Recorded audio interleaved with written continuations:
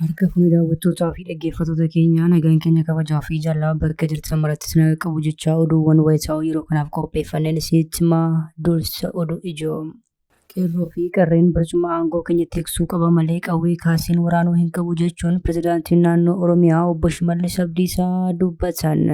Kunis kanaan jiru bilxiginnaan haleellaa diroonii lixa Oromiyaatti raawwachuun miidhaa guddaa qaqqabsiisuun ifoome. Dhimmoota kana lamaa irratti gabaasa bal'aa qopheeffanneerra isin biraan geenya. Irree fi gaachanni saba Oromoo waraanni bilisummaa Oromoo lola jabaa waraana faasistii Abiyyi waliin geggeessu cimsuudhaan to'annaa isaa babal'ifachaa jiraachuu ifoomse.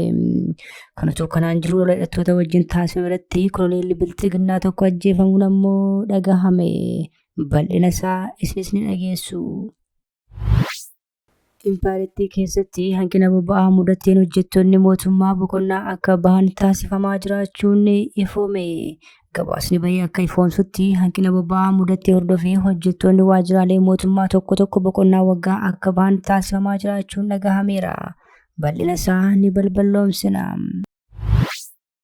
Iraan ajajaa humna galaanaa humnoota eegumsa warraaqsaa Islaamaa biyyattii Aliireezaa Taangisrii ajjeefamuu ifatti mirkaneessite. Gama biraan biyyatti haleellaa jabaa buufataa boba'aa calaluu Israa'el irratti raawwachuus himteetti. Lola bahaa giddu galeessaa kanarratti gabaasa bal'aa qopheeffanneerra kan dhageessan ta'a. Odeeffannoo wayitaawaa Impaarettii fi Oromiyaa keessaa guyyaa guyyaatti argachuudhaaf toora YouTube chaanalii kanaa sabiskiraayib, laayik, sheer taasisaa jechaan gara oduu bal'inaan qopheeffanneetti isin dabarsa. Qeerroo fi qarreen barcuma aangoo keenyaa tiksuu qaba malee qawwee kaaseen waraanuu hin qabu jechuun pirezidaantiin naannoo Oromiyaa obbo Shimallis Abdiisaa dubbatan. Kunis kanaan jiru bilxiginnaan haleellaa diroonii lixa Oromiyaatti raawwachuun miidhaa guddaa qaqqabsiisuun ifoome. ABO'n ibsa guyyoota muraasa dura baaseen sirni impaarettii afaan qawweetiin cafaqee bulchuuf yaalaa jiru bilxiginnaan kaardiiwwan garaagaraa fayyadamuudhaan Oromiyaa keessatti dhiittaa mirga namummaa akka raawwatuu fi umrii aangoo isaa dheereffachuuf yaalii akka taasisu dursee saaxilee ture. ABO'n yeroo sanatti bilxiginnaan dhimma magaalaa Finfinnee wajjin wal qabate sanada qopheessuudhaan lammiilee gidduutti walitti bu'iinsa kaasuu, amantaa fi gosaan saboota walitti naquu akkasumas qeerroo fi qarree jechuun faarsa bulaa bobbaasee maqaa kanaan daldaluu, heera mootummaa fooyyessuu fi dhimma filannoo fa'aa akka jiru saaxilee ture. Bilxiginnaan akkuma ABO'n dursee akeekkachiisa kenne kanaa magaalaa Bishooftutti kaleessaa dargaggoota walitti qabuudhaan sagalee qawwee obboloota gidduu callisiifna jechuun kora geggeeffachaa ooleera. Kora kanarratti pirezidaantii Shimallis Abdiisaa sanyii nagaasaa fi kaffaalota warraa dabalatee namoonni garaagaraa fi dargaggoon durgoof walitti qabaman argamaniiru. Pirezidaantiin naannoo Oromiyaa obbo Shimallis Abdiisaa wal'aansa fayyaa Duubaayitti taasisaa turan booda kora kanarratti argamuudhaan haasawaa taasisaniin qawwee baachuuf qabsoo taasisuun hin barbaachisu sirni abbaa irree fonqolchameera jechuun dubbataniiru. Haa ta'u malee sirni abbaa irree ajjechaa suukkanneessaa Oromiyaa keessatti raawwachaa jiru kan koree nageenyaa ijaaree abbootii gadaa hanga namoota dhuunfaatti rashane bilxiginnaa caalu jira gaaffii jedhuuf deebii hin kennine. Oromoo nagaatti deebisuudhaaf mootummaan waan kamiifuu qophaa'e. Kanaaf mootummaan karaa nagaatiin dubbii kana xumuruudhaaf qophaa'e. Karaa nagaatiin alas dubbiin kun hin xumuramu. Obboleewwan lamaa wal ajjeesuun qabanii sagaleen qawwee dhaabbachuu qabaa kan jettan yaada eebbifamaadha. Ejjennoo sirriidhas. Yaada kana fuuldura kan dhaabbatu diina Oromooti. Sagantaa kanarratti qabsoo galee kan galee fi ijoollee isaa wajjin galan hedduu hirbaata diinaa kan taasise sanyii nagaasaas argameera. Sanyii nagaasaa wajjin ijoolleen galan dhibbeentaan 30 du'uu, dhibbeentaan 50 hidhaa waggaan dheeraan adabamuu fi kaan miliqanii waboota harka kennachuu kanaan dura Jawaar Mohaammed wabeeffachuudhaan gabaasuun keenya ni yaadatama. Namni loltoota isaa amananii isaa wajjin galan tiksuu hin dandeenye sanyii nagaasaa kaleessa qawwee kaasuun gaaffii Oromoo deebisuuf qabsaa'uun hin barbaachisu yoo jedhu dhagahameera. Dargaggoota kana fuuldura dhaabbadhee namoota agartee hayyoota beektota kana fuuldura dhaabbadhee kanan jedhu yoo jiraate Oromoo kan baasu ammallee nagaa qofa. Oromoo kan baasu nagaa qofa. Akka tasaa qawweedhaan rakkoo furra jedhee namni deemu yoo jiraate namoonni hedduun isaanii namoota waan qawwee hin beekne. Namoonni waan qawwee hin beekne qawweedhaan rakkoo furuun salphaa fakkaata. Namoonni waan qawwee beekan namoonni bu'aa bahii baay'ee isaa argan namoonni dirree qabsoo keessatti dhiiga dhangalaasan namoonni dirree qabsoo keessatti dafqa dhangalaasan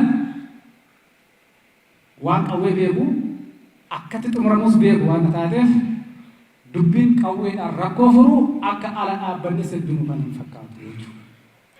Kanaaf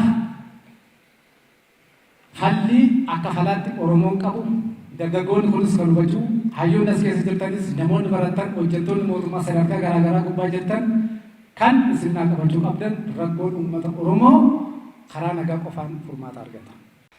Kaleessa yeroo qawwee kaastee daggala turte gaaffii Oromoo isa kam deebisuu fi har'a isa kamtu deebi'ee sirna abbaa irree bilxiginnaa kan nagaatti amanneef qawwee malee furmaanni biraanoo maalii kan jedhu gaaffilee sanyii nagaasaaf ka'uu danda'an turan. Kunisuu kanaan jiru bilxiginnaan doon isaa bobbaasuun godinaalee lixaa Oromiyaa 2 keessatti haleellaa diroonii cimaa raawwachuutu ifoome. Bilxiginnaan haleellaa diroonii kana godina Wallagga Bahaa aanaa Giddaa Ayyaanaa fi Horoo Guduruu Wallaggaa aanaa Abee Dongoroo keessatti raawwachuu maddeen himaniiru. Bilxiginnaan lafoo fi qilleensaan dula waggaa 7 oliif geggeessaa jiru kanaan nama Tigraayitti dhumerraa kan Wallaggatti dhumetu caala jechuun paarlaamaa irratti dubbatee ture. Kana jechuun kutaalee Oromiyaa biroon yoo itti dabalaman dhumaatiin qaqqabee seenaa impaayirtii fi Afrikaa keessatti isa jalqabaa ta'uu danda'a jechuudha. የትግራይ ውጊያ በሚመለከት ተጋኖ የሚነሳ ነገር አለ።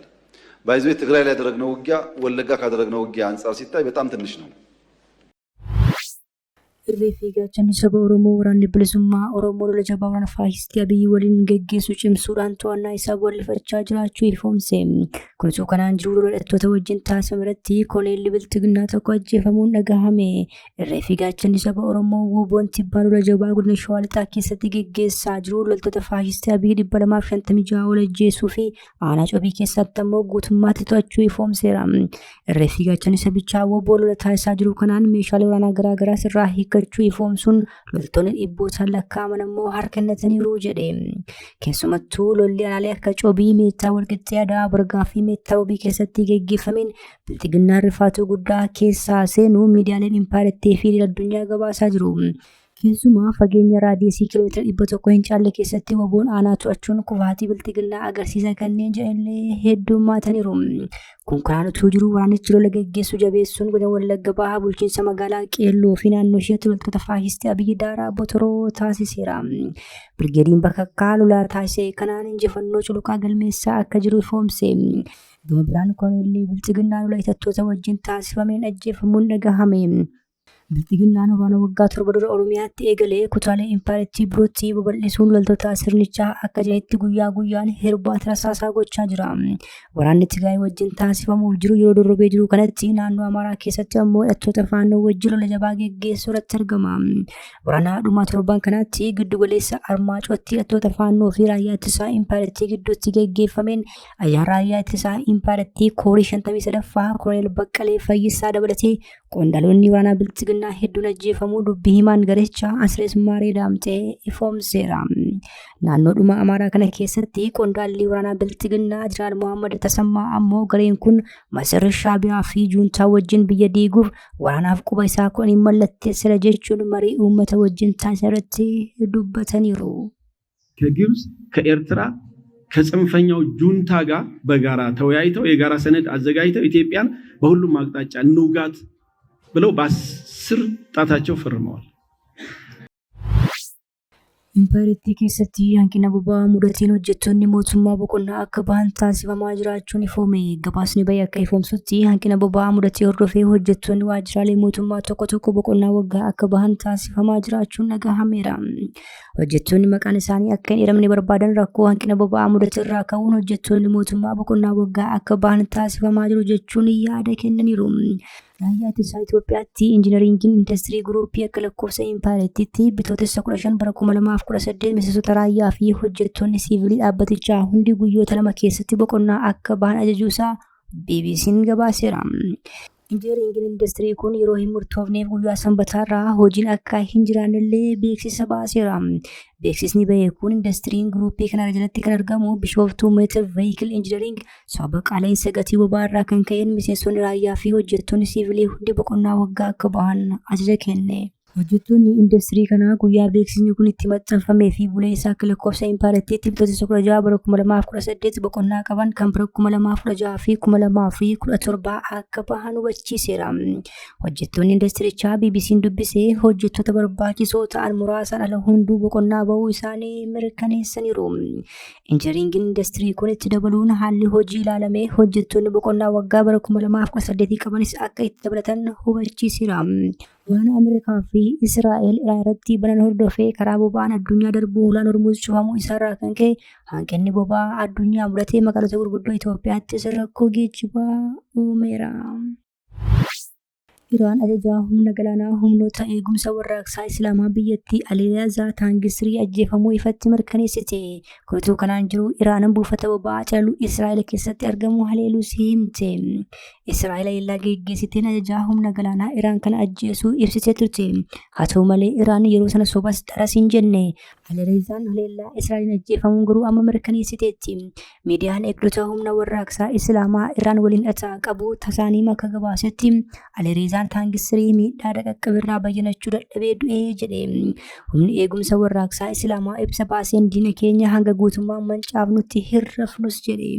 Ajajaan humna galaanaa humnoota warraaqsaa Islaamaa ajjeefame kun keessumaa Hoolaan Hormuuz harka cufamu gochuurratti gahee guddaa taphachuutu himama. Waraanni kun erga eegalee as qondaalota Iraan gadi bahanii fi Ameerikaa fi Israa'el hidhataa turan keessaas Aliyazaan isa tokko ture. Iraan bara 2019 doonii basaasaa Ameerikaa Hoolaan Hormuuz irratti rukuttee kuffisuu hordofee Ameerikaan Aliyazaa Taangistirii qoqqobbii irra keessee turte. Kutuu kanaan jiru Iraan buufata boba'aa caluu Israa'el keessatti argamu haleeluu himte. Miidiyaan biyyaalessaa Iraan kaaba Israa'el iddoo buufataaleen oomishni boba'aa itti argaman misaa'ilaan haleeleeraa jedhe. Viidiyoon miidiyaa Israa'el fi miidiyaa hawaasaa Iraan irratti tamsaasaa jiru aara buufata boba'aa caluu Haayifaa jedhamu keessaa yeroo bahu mul'iseera.